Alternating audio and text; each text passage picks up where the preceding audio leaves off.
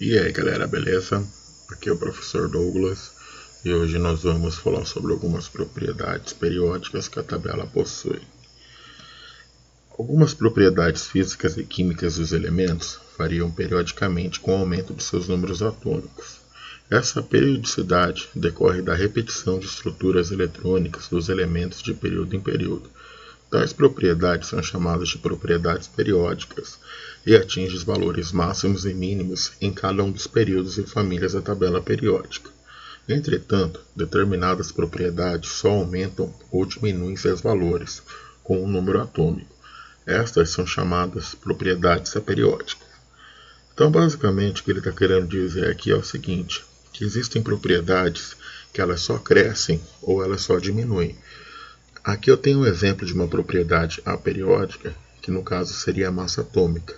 Eu observo que à medida que o número atômico aumenta, a massa existente desse elemento também só aumenta. Então, nesse caso, a gente não observa nenhuma periodicidade. Entretanto, aqui eu tenho um raio atômico e eu observo a seguinte situação. Toda vez que inicia um novo período, eu observo que essa propriedade ela vai diminuindo. Aí novamente iniciou um novo período, essa propriedade começa a diminuir. Aqui iniciou um novo período, essa propriedade decai. E assim sucessivamente. Então isso é uma propriedade periódica. Um outro exemplo mais prático seria, por exemplo, uma atividade periódica. Vamos supor que todo domingo você vai à missa. Então passou 7 dias da semana, você já sabe o que você vai fazer nesse dia, que é nesse caso, ir à missa. Então ela se torna uma atividade periódica, porque ela se repete dentro de um espaço de tempo.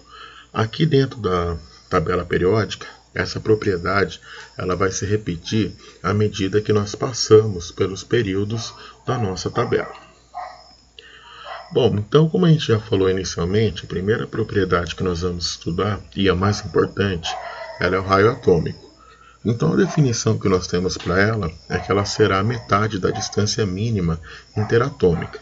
Ou seja, aqui eu tenho um elemento que é uma substância simples e ele fez uma ligação com ele mesmo.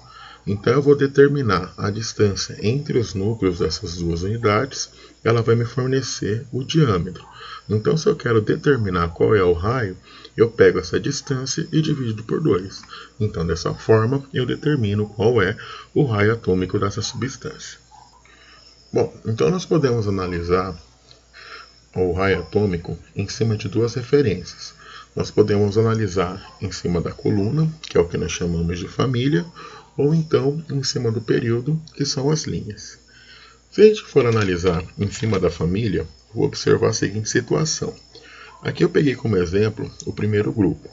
Ele é composto por hidrogênio, lítio, sódio, potássio, rubídio, césio e o frâncio.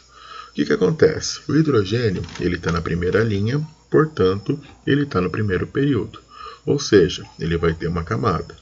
Já o lítio, que está no segundo período, ele vai ter 2 camadas. O sódio, que está no terceiro período, ele vai ter 3 camadas. O potássio, que está no quarto período, vai ter 4 camadas. O rubídio, que está no quinto período, vai ter 5 camadas.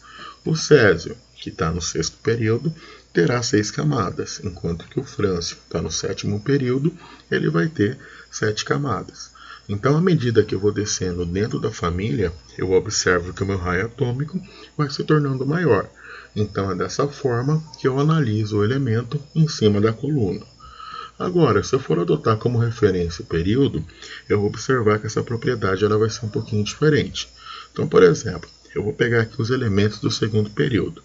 Eu tenho lítio, berílio, boro, carbono, nitrogênio, oxigênio, flúor e neônio. Cada elemento desse, ele vem acompanhado de um número. E esse número é o que nós chamamos de número atômico.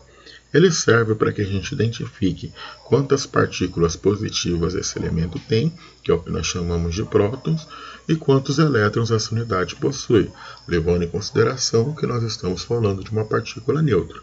Se eu for pegar aqui como exemplo um átomo, eu vou ter como referência a seguinte situação, que esse átomo ele vai ser composto por duas regiões. Eu tenho uma região central, que nós chamamos de núcleo, e é lá que nós encontramos os prótons. E nós temos uma outra região periférica, que nós chamamos de eletrosfera, que é lá que nós encontramos os elétrons. Como os prótons eles apresentam uma massa maior do que os elétrons, a tendência é que ele atraia esses elétrons para próximo dele. Levando essas informações em consideração, agora vamos analisar o berílio, que tem número atômico equivalente a 4.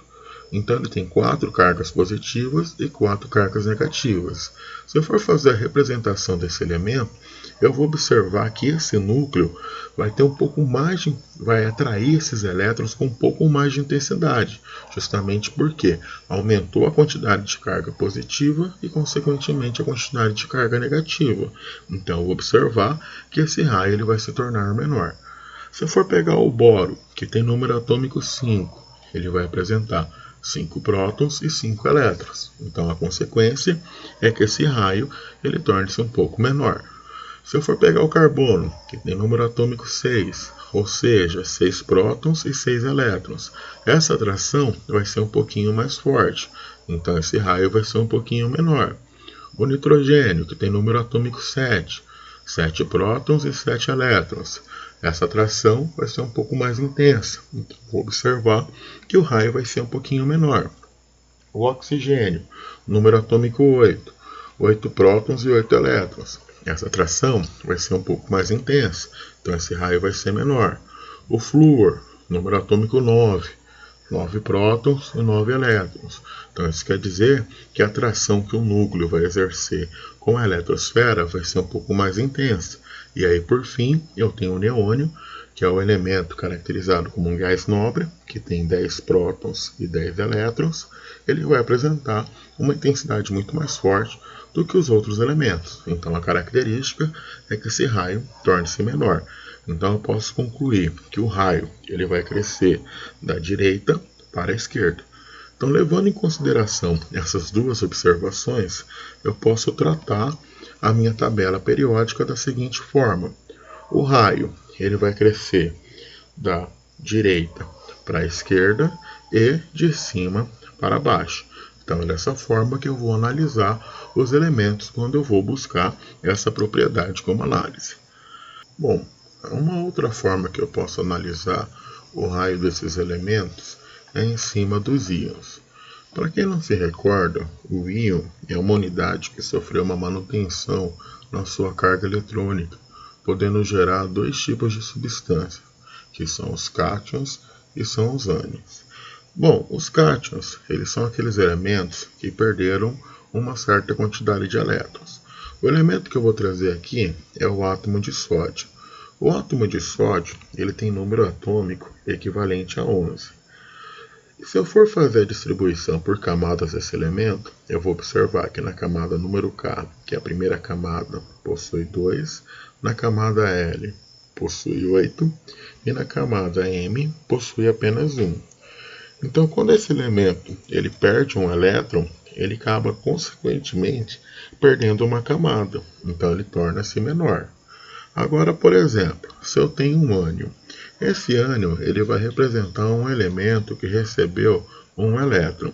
Eu tenho aqui como exemplo o átomo de cloro, que possui número atômico equivalente a 17. Então, se eu for pegar a distribuição por camadas desse elemento, eu vou observar que na camada K ele possui 2, na camada L possui 8 e na camada M possui 7. Quando ele recebe um elétron a mais, eu vou observar que esse raio ele vai tornar-se um pouco maior, justamente porque nessa última camada que eu fiz a adesão desse elétron, como eu tenho partículas negativas, para que eu consiga aceitar uma nova carga negativa, ela vai precisar aumentar um pouquinho o raio para poder acomodar melhor esse novo elétron que foi adicionado a essa camada. Então aqui fica a regrinha. Sempre que eu for comparar o cátion em comparação ao elemento de origem, esse raio sempre será menor.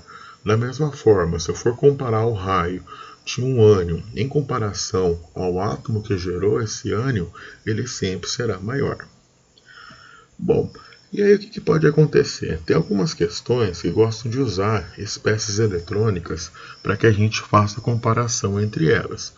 Bom, para quem não se recorda, espécies isoeletrônicas são aquelas espécies que apresentam a mesma quantidade de elétrons.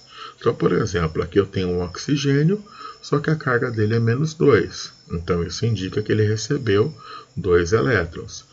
O flúor, ele tem número atômico 9, só que se eu for observar aqui, ele tem uma carga negativa. Então, isso significa que ele recebeu um elétron a mais. Agora aqui eu tenho 3 cádmios, que é o sódio, que tem carga +1. O número atômico dele é 11. Como ele perdeu um elétron, passou a ter 10. O magnésio, número atômico 12, só que a carga dele indica que ele perdeu 2, então passou a ter 10 elétrons. E aqui eu tenho o alumínio, que tem número atômico 13, perdeu 3 elétrons, passou a ter 10. Então a ideia aqui é a seguinte: à medida que essa carga torna-se mais positiva, o raio desse elemento torna-se menor. Então, se eu for comparar, por exemplo, o oxigênio com o cátion alumínio, o ânion oxigênio terá um raio maior do que o cátion alumínio. Bom, uma outra propriedade que nós temos é a energia de ionização. Então, essa energia será aquela necessária para remover um elétron de um átomo isolado no seu estado fundamental. Então, nós podemos descrever essa fala em cima dessa equação. Aqui eu tenho o elemento isolado na forma gasosa, ele recebeu um certo conteúdo energético, a resposta dele foi perder esse elétron e ele tornou-se um cátion. Então, para a gente fazer um paralelo, vamos lembrar do conceito do salto quântico que foi proposto por Bohr.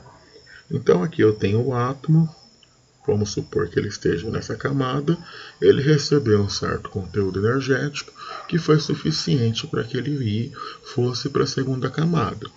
Como ele não tem energia suficiente para se manter nessa camada, ele retorna ao estado fundamental e acaba liberando aí essa energia que ele recebeu a mais na forma aí de comprimento de onda, coloração, energia, enfim.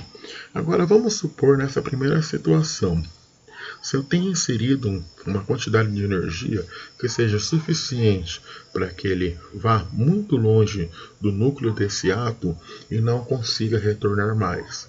Então é justamente essa energia que foi adicionada a esse átomo que nós chamamos de energia de ionização.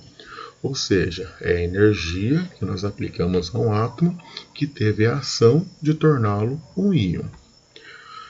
Bom, então ela vai ser uma propriedade inversamente proporcional ao raio atômico. O que isso quer dizer? Quanto menor for o tamanho desse átomo, mais difícil será de retirar o seu elétron. E assim vice-versa. Então, dessa forma, a energia de ionização ela vai crescer de baixo para cima e da esquerda para a direita. Bom, uma outra coisa que pode acontecer é que toda vez que você for retirar um elétron de um elemento, o raio dele vai se tornar cada vez menor. Então, consequentemente, para que você retire outros elétrons, essa energia ela tende a aumentar. Então, por exemplo, aqui eu tenho o hélio. Para eu retirar o primeiro elétron, eu gastei 2.372. Para arrancar o segundo elétron, já foi necessário 5.250. Bom, aqui eu tenho o lítio.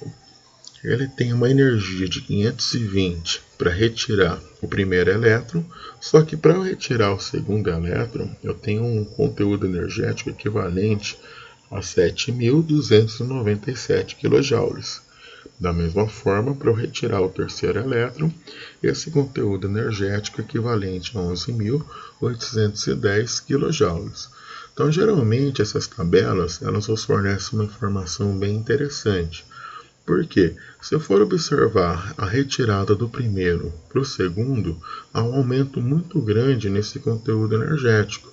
Então, geralmente, quando há um aumento muito grande de energia de um elétron para o outro, está caracterizando a mudança de camada. Então, assim, nós podemos encontrar dois tipos de questões que abordam esse tipo de raciocínio. primeiro tipo de questão é essa aqui. Ele traz para nós 3 elementos e pede para que a gente determine quantos elétrons esses elementos possuem na sua camada de valência. Então, para você fazer essa leitura, você tem que observar as energias de ionização. Então, por exemplo, eu vejo que a primeira é 118,5. De repente, eu vejo que a segunda é 1091. Então, o aumento aqui foi considerado quase 10 vezes maior. Então, isso quer dizer o quê? Que isso simboliza que houve uma mudança de camada. Então, eu posso dizer que esse elemento A possui apenas um elétron. Já para B, eu observo que a primeira energia é 138, a segunda 434, a terceira 655, de repente a quarta 2767. Há um aumento muito grande entre o terceiro e o quarto. Então eu posso dizer que esse elemento possui 3 elétrons na camada de valência. E já aqui para o átomo C, a primeira energia é 176, a segunda 346, de repente 1848. Então esse aqui também é característico de mudança de camada. Então esse elemento teria 2 elétrons na camada de valência. Essas informações também podem ser trazidas em cima de gráficos. Esse gráfico aqui é a energia de ionização em função do número da ordem do elétron. Então, por exemplo, o primeiro tem um conteúdo energético baixinho, o segundo também, o terceiro também, o quarto também, o quinto também. Só que quando eu comparo o quinto para o sexto, eu observo que há um salto nesse conteúdo energético. Então aqui eu posso dizer que esse elemento possui apenas 5 elétrons na camada de valência. Então geralmente vocês encontram algumas questões em cima dessas ideias aí. Bom, a próxima propriedade periódica que nós vamos estudar é a afinidade eletrônica. A quantidade de energia envolvida no processo em que um átomo recebe um elétron resultando em um ânion. Então, basicamente, o que ele está querendo dizer aqui é o seguinte. Aqui eu tenho o elemento na forma gasosa, ele recebeu um elétron. Então, ele tornou-se um ânion e acabou liberando um conteúdo energético. Então, dessa forma, pegando essas informações, eu posso observar que a afinidade eletrônica ela vai crescer de baixo para cima e da esquerda para a direita. Então, ela também é uma propriedade inversamente proporcional ao raio atômico. E note que os elementos que pertencem à família dos gases nobres, eles não participam dessa propriedade justamente porque já são elementos estáveis. Então, eles não têm tendência a receber elétrons. Bom, a próxima propriedade que nós temos é a eletronegatividade, que ela vai ser abordada mais para frente. Mas assim, para a gente caracterizar ela como tal, ela será a tendência de um átomo a atrair elétrons em uma ligação química. Então, o próximo conteúdo que nós vamos estudar nessa frente é justamente ligação química. E lá, ela talvez faça mais sentido para vocês do que nós estarmos discutindo ela agora. Mas enfim, ela também é uma propriedade inversamente proporcional ao raio atômico. Então, à medida que esse elemento é menor, mais eletronegativo ele vai ser.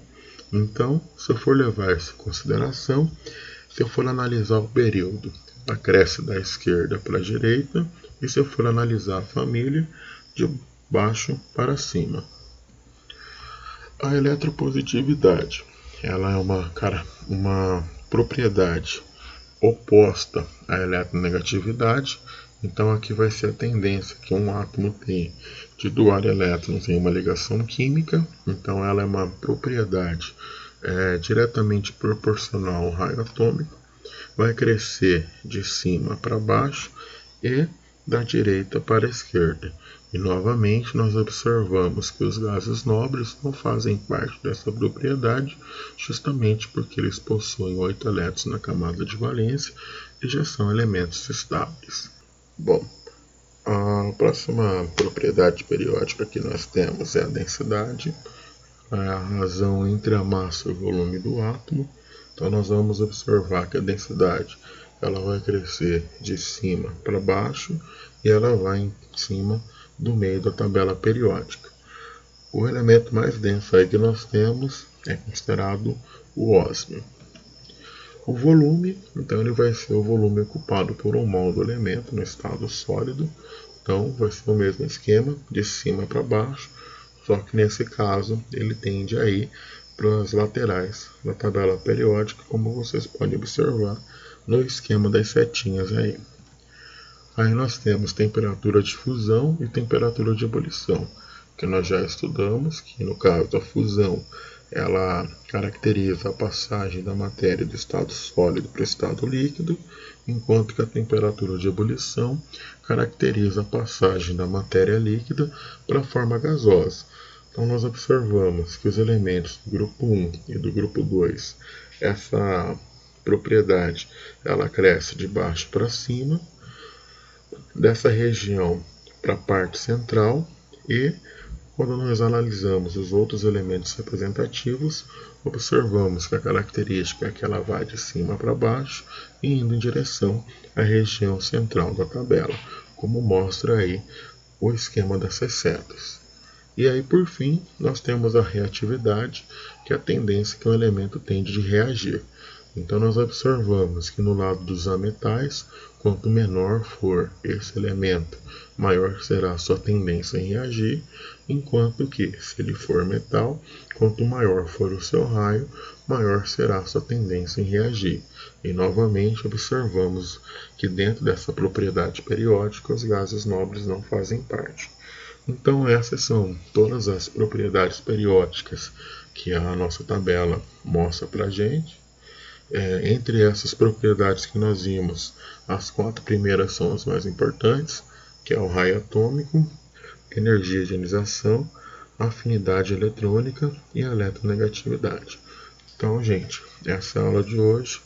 Forte abraço aí a todos e até a próxima aula.